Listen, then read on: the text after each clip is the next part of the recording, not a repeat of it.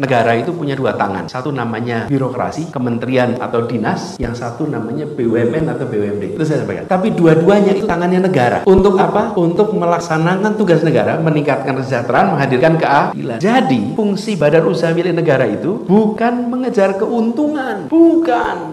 Karena kalau dia mengejar keuntungan, dia menjadi private entity saja. Dia adalah state entity. Dia mengerjakan hal-hal yang justru tidak menguntungkan. Karena itulah dikerjakan oleh negara. Karena sebagian dari peningkatan kesejahteraan dan menghadirkan keadilan dilakukan menggunakan mekanisme korporasi tapi not for profit. Ingat, mekanisme korporasi tapi bukan sekedar cari keuntungan. Bung Hatta berpandangan begitu. Karena itulah Bung Hatta membicara tentang badan usaha milik negara. Mekanismenya korporasi tapi tujuan utamanya bukan cari.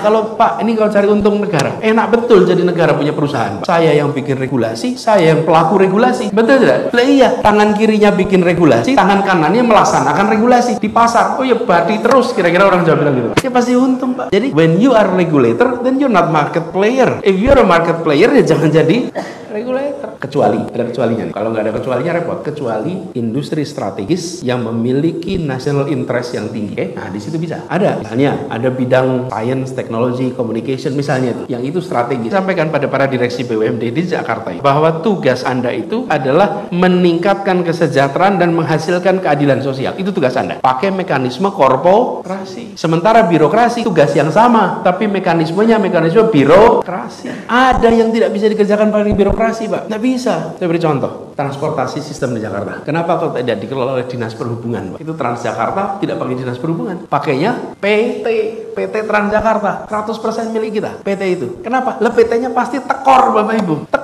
Kenapa tekor? Karena tidak mungkin revenue dari penumpang itu menutup biaya kosnya, nggak mungkin. Di situ peran negara ada. Tapi kenapa pakai mekanisme korporasi? Supaya memiliki ruang untuk mengambil kebijakan-kebijakan yang tanpa terikat dengan peraturan regulasi birokrasi. Mau ganti eselon repotnya nggak kira-kira. Mau memperlakukan promosi sulitnya nggak kira. Rekrutmen